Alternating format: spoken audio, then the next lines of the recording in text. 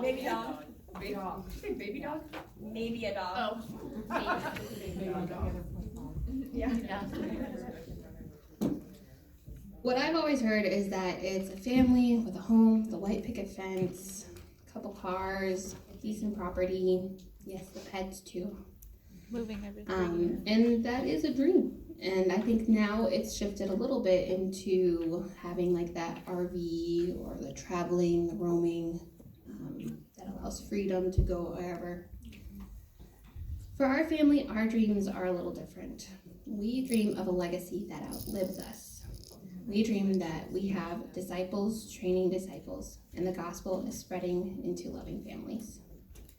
Yes, a home of our own, land, cars, vacations, those are dreams that we have too, but those are add-ons.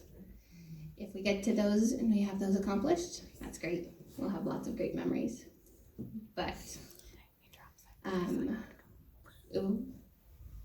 if we stick to the larger goal of making disciples for Christ, then we know that we have truly lived. We all have dreams, whether personal, financial, or spiritual, but how do we make sure that we accomplish those dreams and make sure that those dreams are ones that we actually should have and should pursue?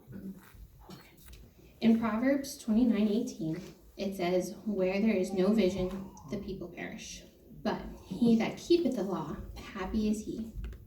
Having a vision for your life and for your family gives you guidance throughout your life. This is a plan that no matter what the season may be, what the years bring, this plan will still keep you going straight. Sometimes we go around aimlessly, like in this season, we'll be planning these things, but the next season's gonna look very different, so we're gonna be planning over here. If we keep going that, we're just gonna get lost, kind of lost in the weeds, shuffled around. But if we have a plan, a dream, or a vision for our lives and for our family, then each individual season will fit into that big picture of our vision and mission.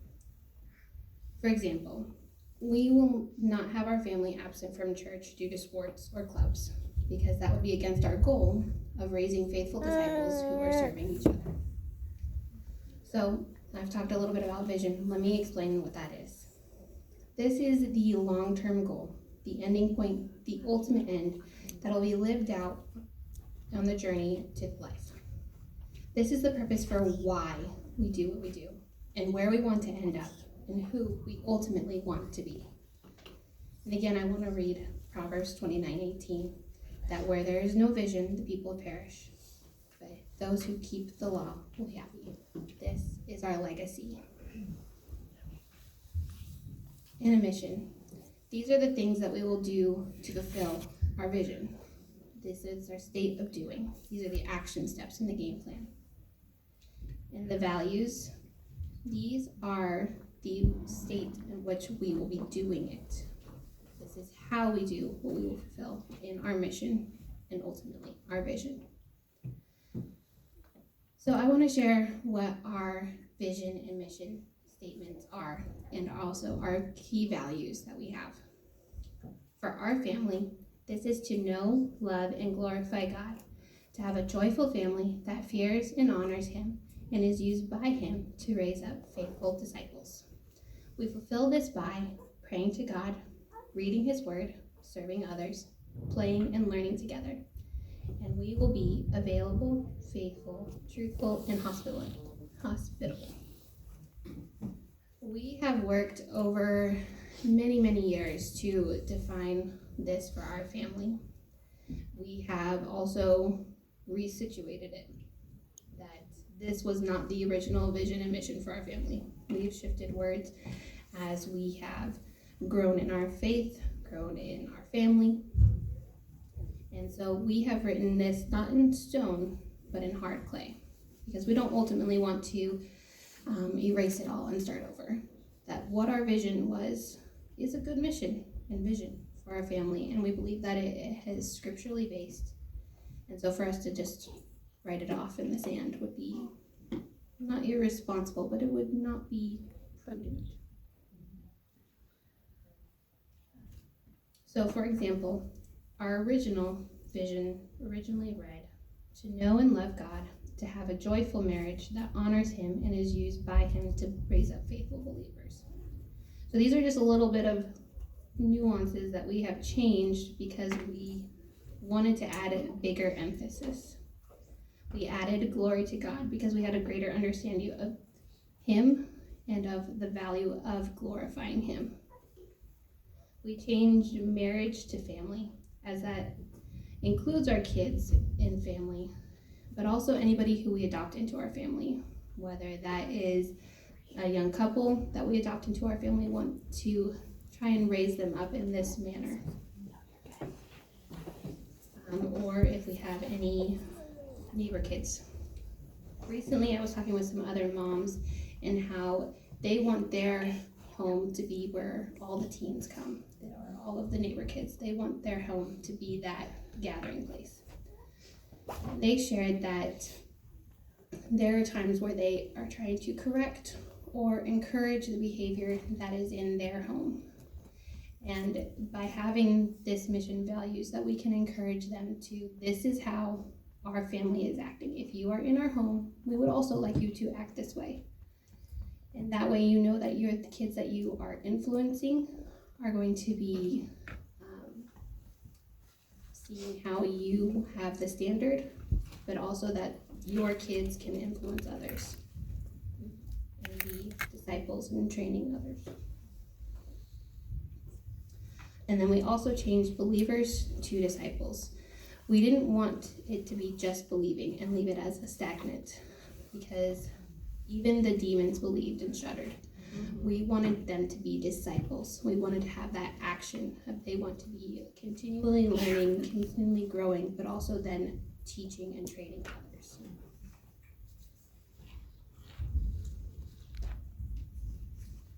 We made all of these different changes to different passages that we came across, whether through church, whether through mentors like the Hoffmans or the Brandons who have spoken into our lives to help guide us in this.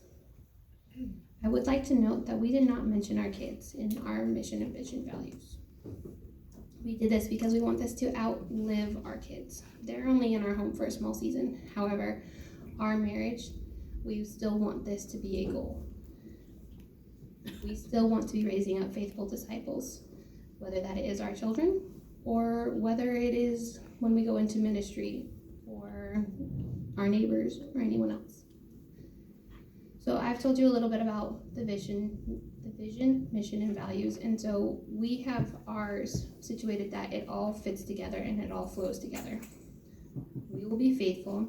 This is one of our key values. To read God's word, which is part of our mission. So that way we will get to know him, which is part of our vision. We have made each of our pieces flow together. They're repeated. We want this to be a staple for our house. Now to some applications for why, now that we have this mission and vision and values, what are we going to do with it? As a family, we want to be available and hospitable. For this, that means that we want our home to be inviting and to be generous. And to be generous, that means we need to have our finances in place, that we have freedom to give. And for our family, that meant that we have a smaller house. That means that we have less rent and a smaller home. But that means that we have set our other funds aside to going towards hospitality. We also want our family to be a joyful family. Would a larger home make us joyful? Maybe, but it also could lead to more stress and more cleaning. And cleaning is not very joyous for me. However, I will do my best to do the chores with a cheerful heart and without grumbling. One of our key verses when it comes to our home is Luke 16:10. He who is faithful in the least is faithful also in much. And that is something that we have kept very dear to our hearts with our home, that we want this home to be a place that we can have people come and feel welcome and want to spend time with us. So our family also will be truthful and faithful. We will pray to God and we will read his word.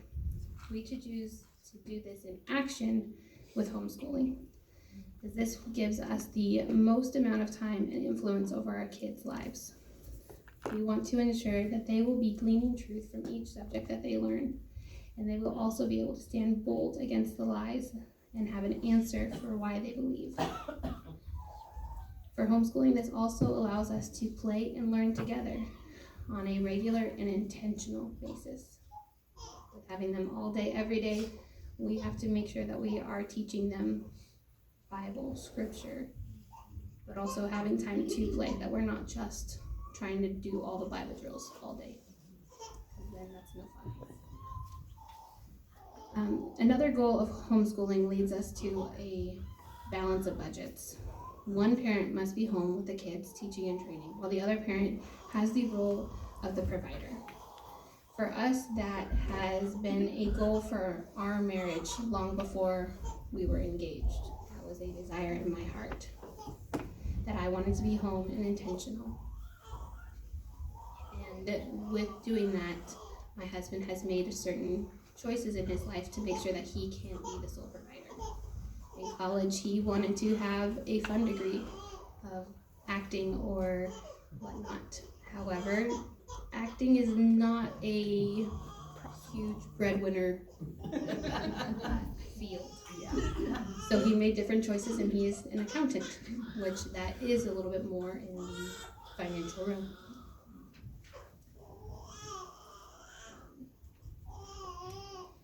And with that, I also have a degree in accounting, but I am choosing to have my time and energy towards our children and homeschooling. If I were at home, or if I were working and making the same income as my husband, this may take a toll on our vision for our family and how we grow our family.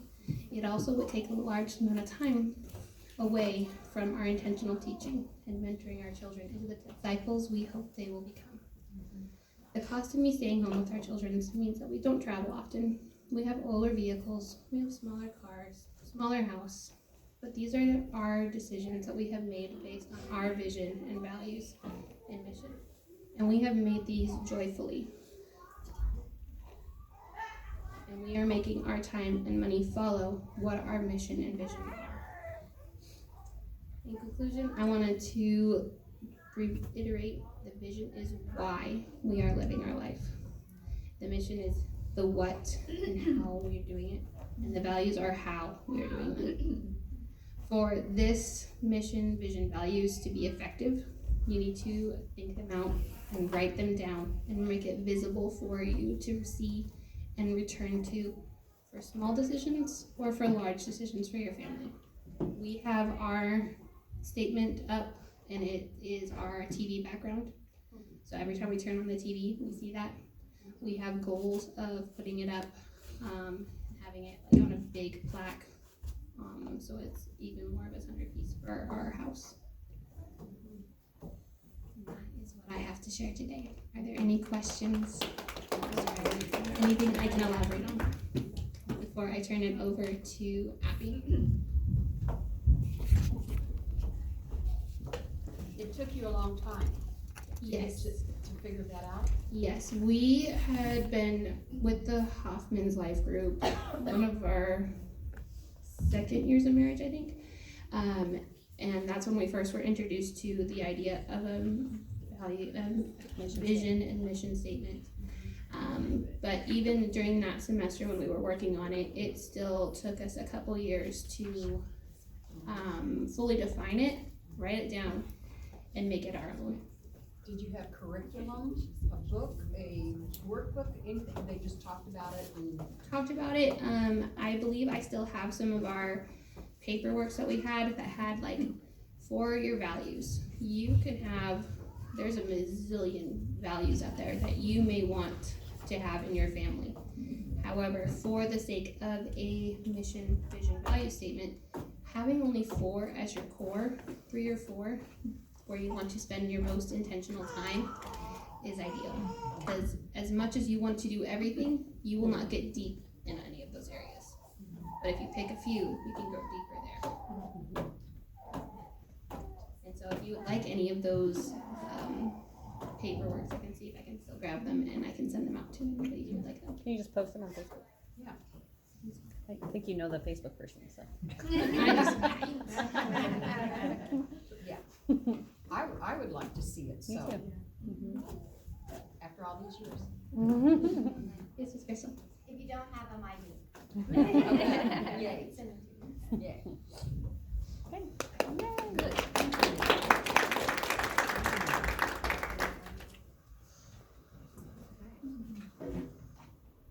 Stand. I feel like I have so much energy. This is like my first time talking.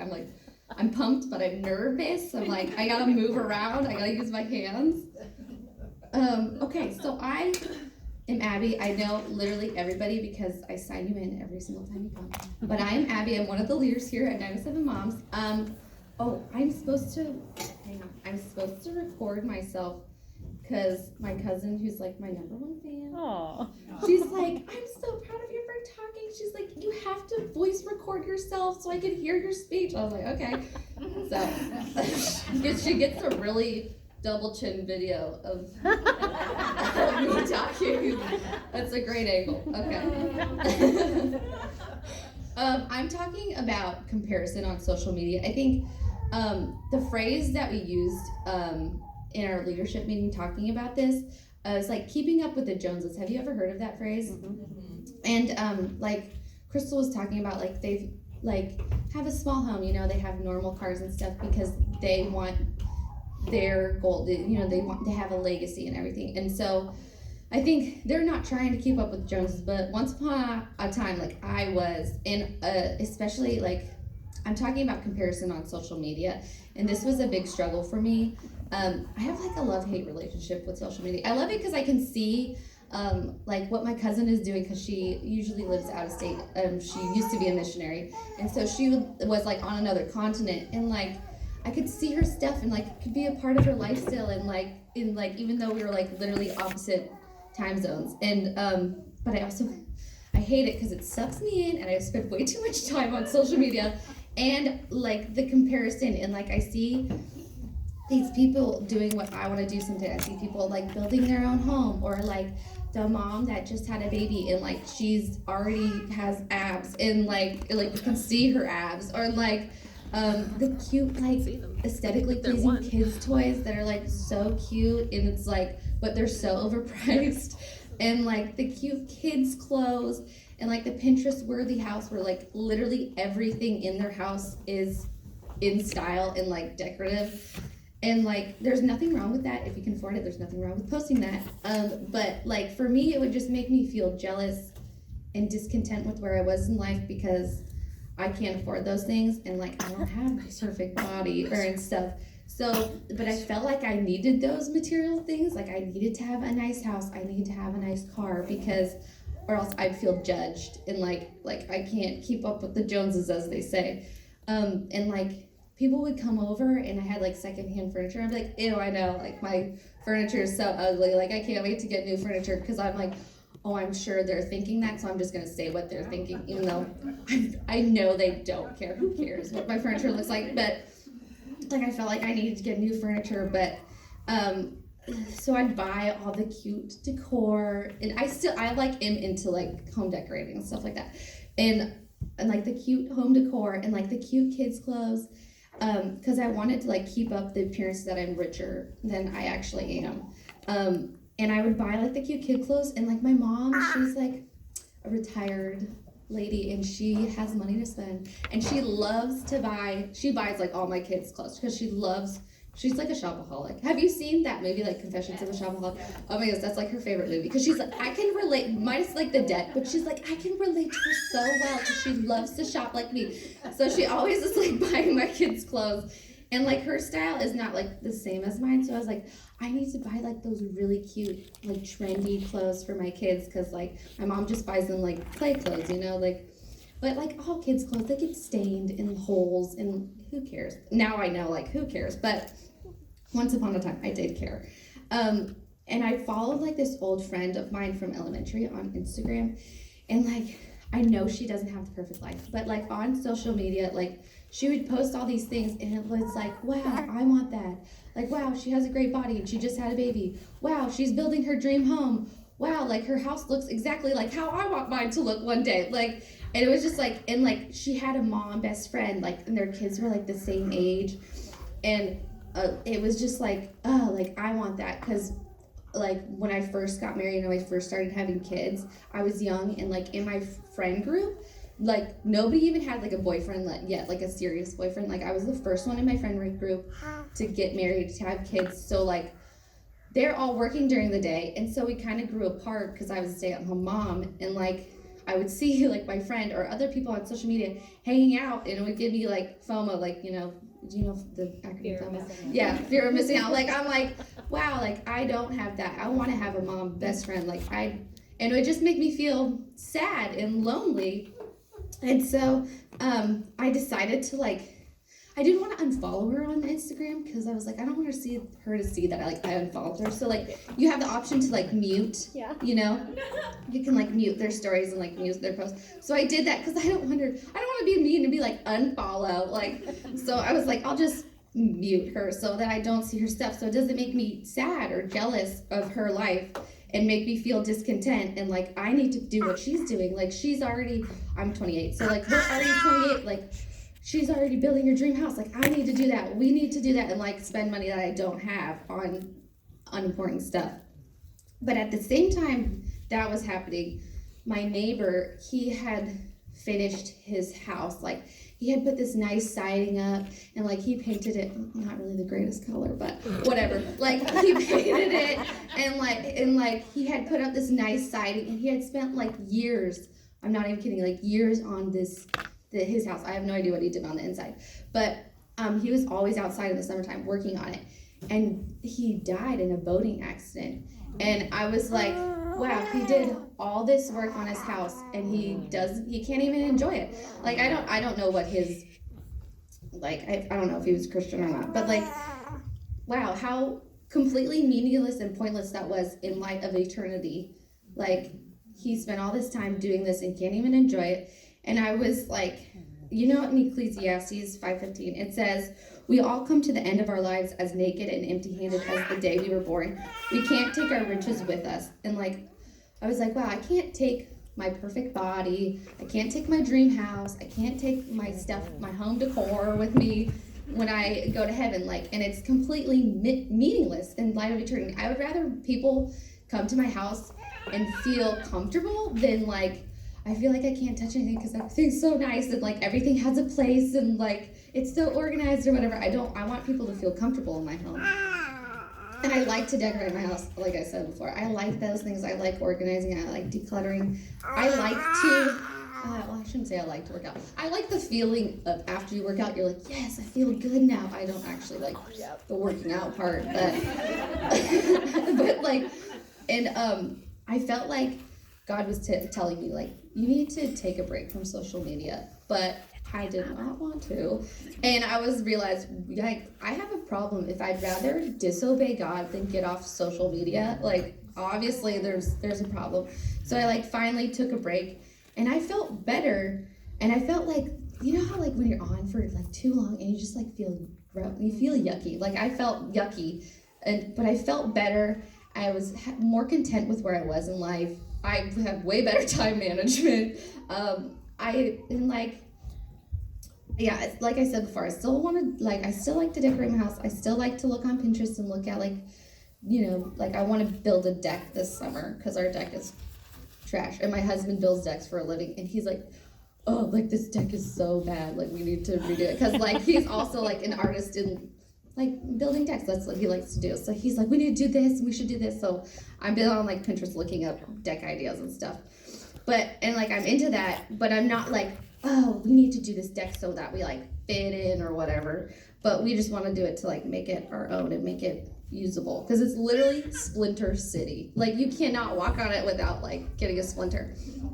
Anyway, that's not what I was going to say. That's not on my notes, but whatever. And I feel like there's, like, a healthy balance to those things, but stepping back and not looking at it all the time and like not being on social media and not seeing all those people like into it all the time and everything, it made me realize how unimportant it is in life. So I challenge you, if you struggled like me with comparison and like being discontent with where you are in life or being jealous of other people on social media, mute them if you know them. If you don't want to see their stuff and if they make you feel bad about yourself, mute them or unfollow them or like unfriend them or whatever.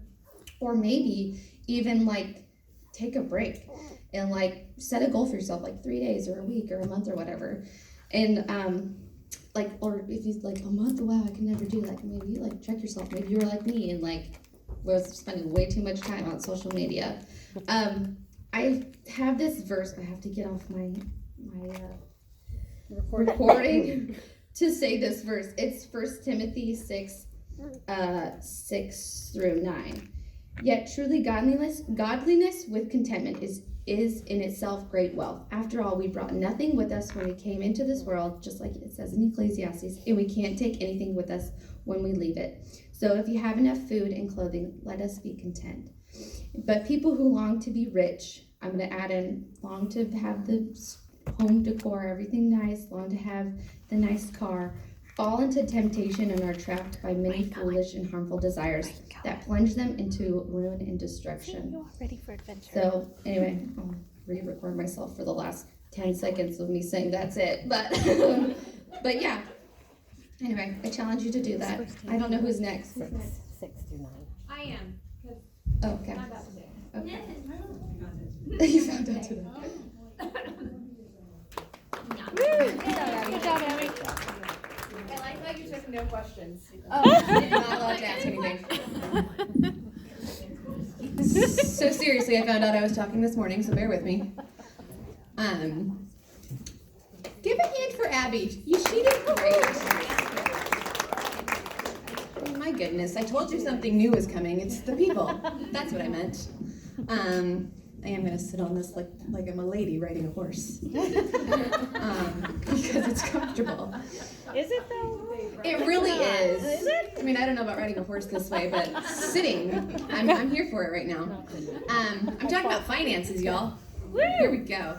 This is bugging me. So what I've noticed, just listening to Crystal Parker and to Abby a little bit, is how much of a key finances plays into your mission, your values, the comparison game. Like we want money and we want to be able to spend it how we want to. How many of you like to spend money? Like, whew, me too. How many of you like to save money? I mean, How many of you like saving money more than spending money? oh. How many of you like to save money so you can spend money? There we go. Everybody, we all want to be able to spend money.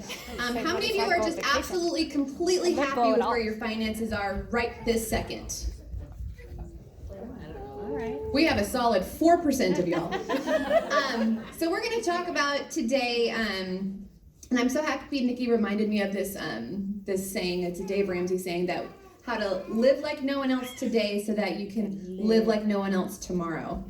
And the thought behind that is that for right now, if you're in debt or if your finances aren't where you want them to be, how to rein in your spending, how to look at your spending and tighten everything in right now so that in 3 to 5 years, you can spend what you save and not just have to, fix a car all the time. So just some quick, I'm never quick, but quick action steps to kind of, look at your finances.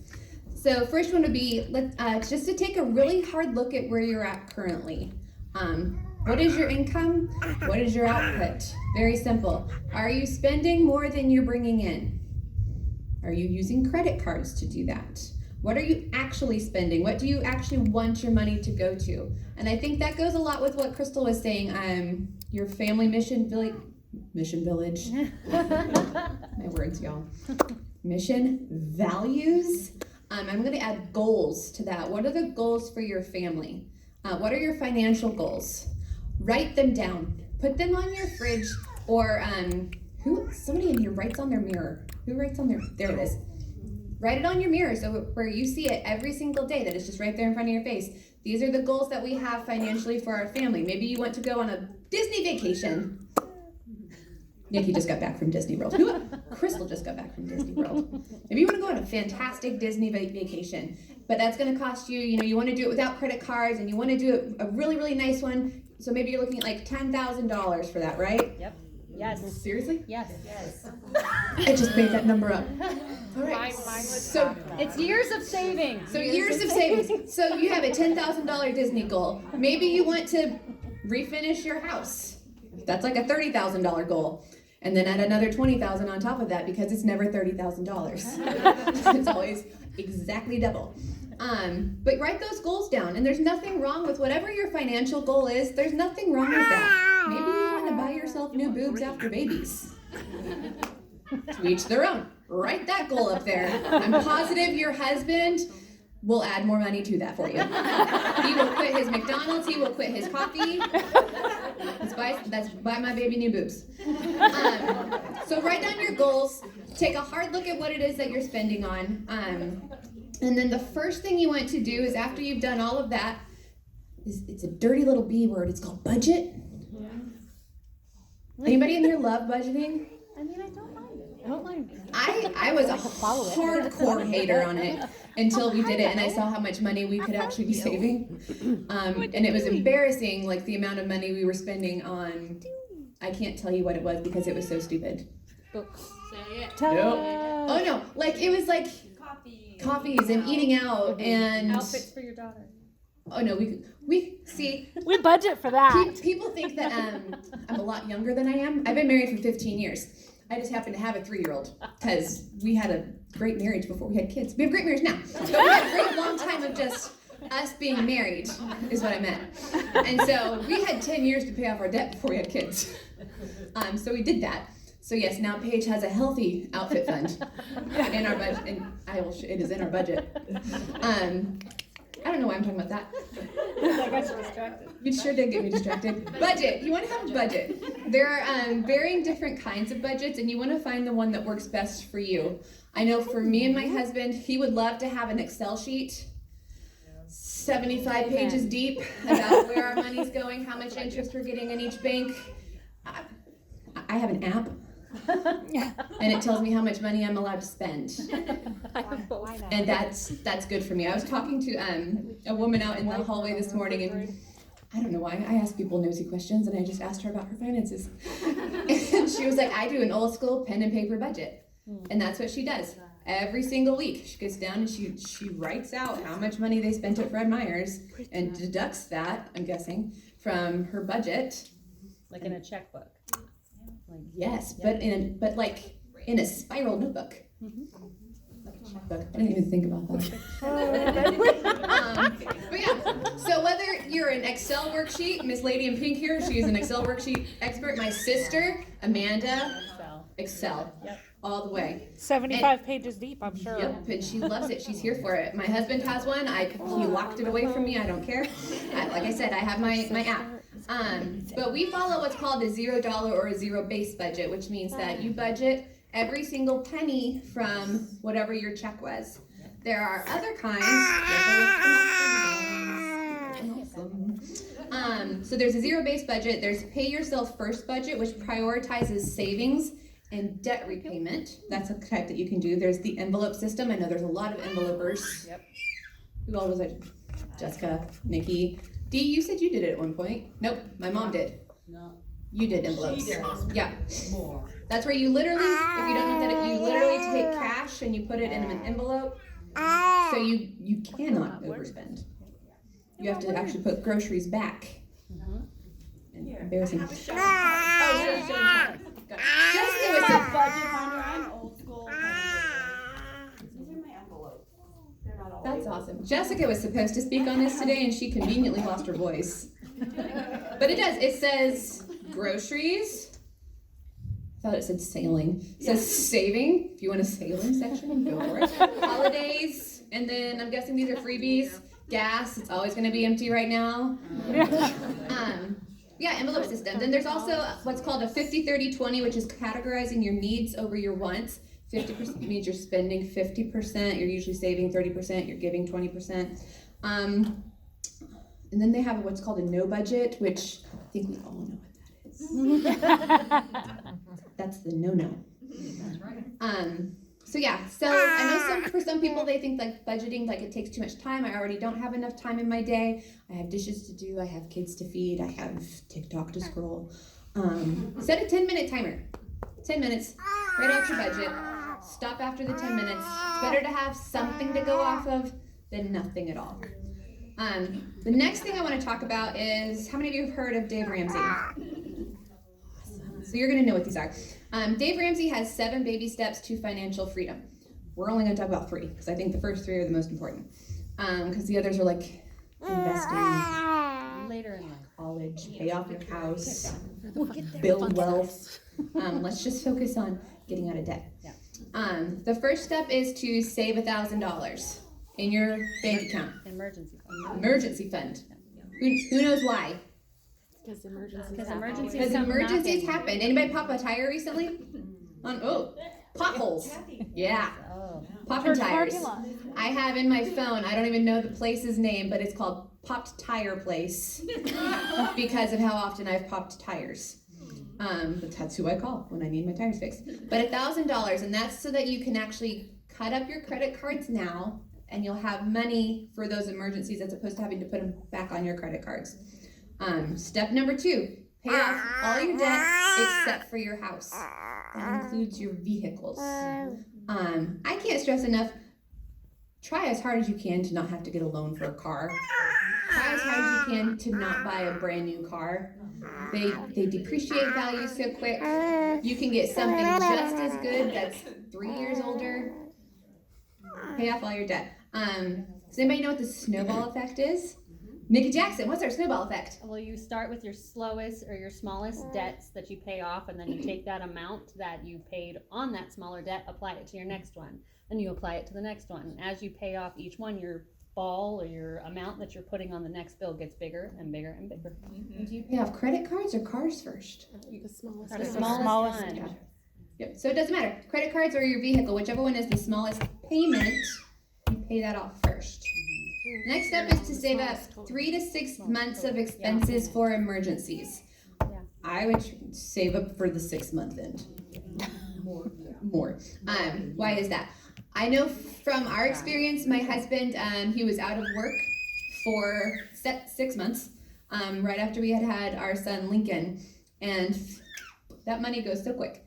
And we thought he would be able to find a job very, very easily, and he applied for 87 jobs, and he was still out of work for 6 months. Just keep that in mind. Welcome to Alaska. So those are the first 3 things for financial freedom, really. Save $1,000, pay off all of your debts, save for 3 to 6 months. The next thing that really goes hand in hand with paying off your debts is the word sacrifice. And I know we're moms. We know about the word sacrifice. We know what it means. But the biggest thing is, how bad do you want this? How bad do you want that trip to Disney with your family? How much do you want to be completely debt-free? How much do you want to have financial freedom? What are you willing to do different from now? Or what is it that you are willing to do different from what culture is saying that you should do in order to have the things that you actually want, in order to have that financial freedom that you actually want? I asked my mom, and she said, you didn't get a haircut for 2 years? Didn't buy yourself anything new for 2 years while you guys were getting out of debt? I know Jessica had said that you guys recently sold your house to pay off your debt and you downsized. She downsized, you guys. I'm a renter now. She's a renter and happy. A renter and happy. Maybe you're gonna pull your kids from private school to homeschool. You know, private school's expensive. Maybe that's something you're willing to do. What is it that you are willing to do in order to have your finances in order? And that's really what I'm gonna leave you with. And I feel like, Nikki, what you're talking about goes hand in hand with this. It does.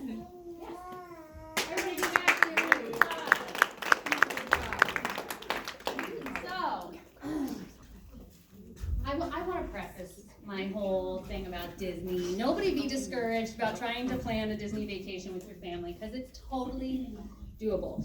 I say it's 10,000 only because we were supposed to go on a Disney cruise back in 2019, and then it got canceled and postponed, and we had to cancel and all of the things. So we had about that much saved up for the cruise, like to go on there, and had it all in Disney gift cards. And then we just went, well, we're just gonna go to Disney. And so we went buck wild at Disney. So don't look at my Facebook page and think, oh, I just want to do everything that she did. No, that was a special circumstance there, okay? Like, we had sacrificed so much to make that trip happen.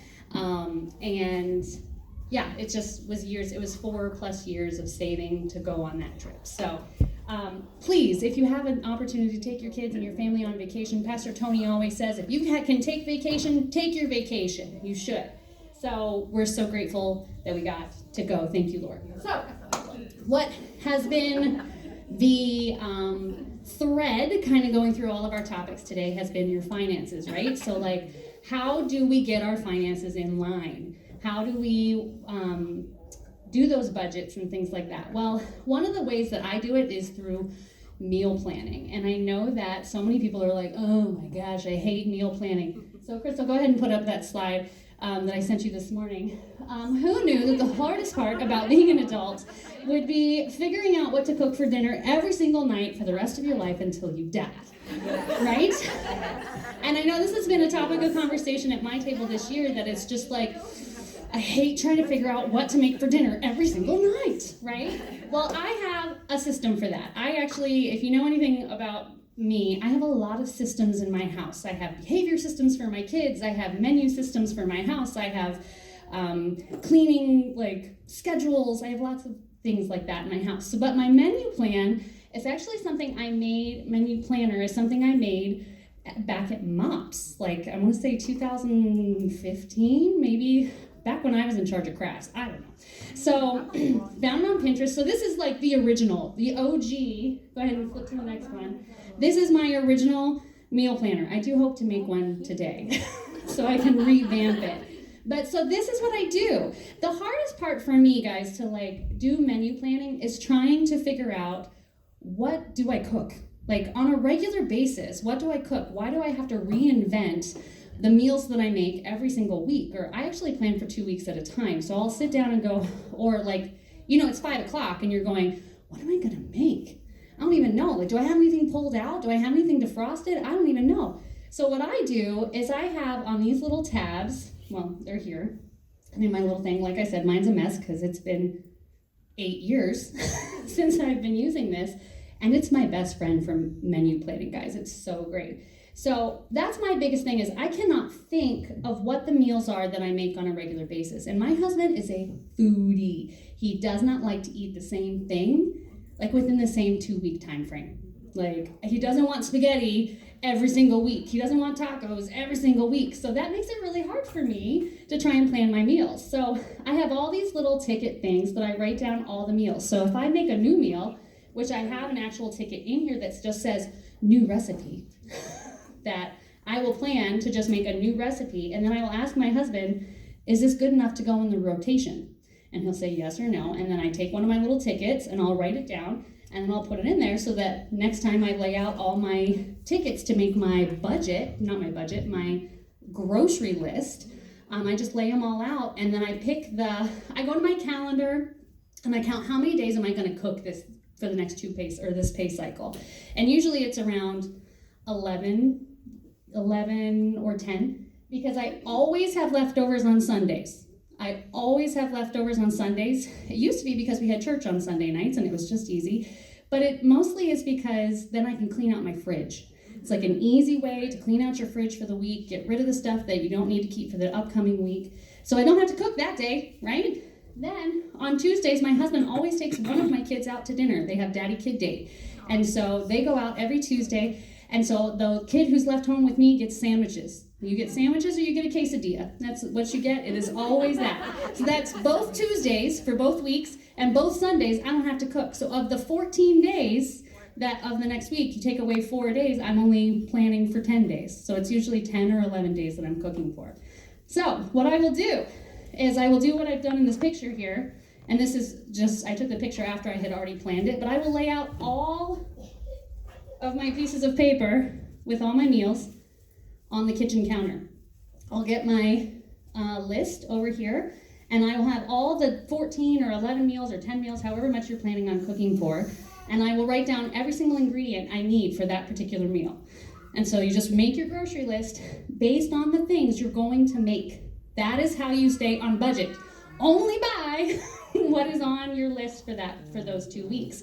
Now, of course, are there going to be things that you buy on the regular basis? Yes, you're always going to need bread, you're always going to need milk, you're always going to need eggs, whatever. But by way of your meals, this makes your budget planning for your meal planning a lot easier. And you don't have to reinvent the wheel every single time. So, what we have done for you today, and I don't know, are we going into this now? Yes? Okay. So we have the ability for you guys to make this craft today. If you cannot finish it, it's fine. You can always take it home and try and finish it at home as well. But so what we have are these cardboard 11 by 14 things or whatever. And so what you're gonna do is there are like different kinds of pattern papers that you guys can do. But you're gonna take a piece of cardstock or a piece of paper, and you're gonna put it on here. You can tape it on one side, and then you can fold it over like that. This is probably gonna be the hardest part, guys. Like, it's super easy. So take this and then take like packaging tape or something on the back, just fold it over. And you can, because they're only 12 by 12s, you can take another piece and kind of give it some dimension, like make it pretty like that. We also have pre-printed words that you can do, like menu up on the top. There are these things back there. These are boxes that I've already cut out for you, and they're scored, so you can fold them over the things. So you can fold it on the score marks like this, and fold it and kind of do all that, and then you fold it under. And it's gonna make these cute little boxes that you can keep all your little tickets in. The reason I have two, you don't have to have two. But the reason I have two is because, like I said, my husband doesn't want to eat the same meal over and over, right? So I put the ones that I haven't made in here and the ones I have made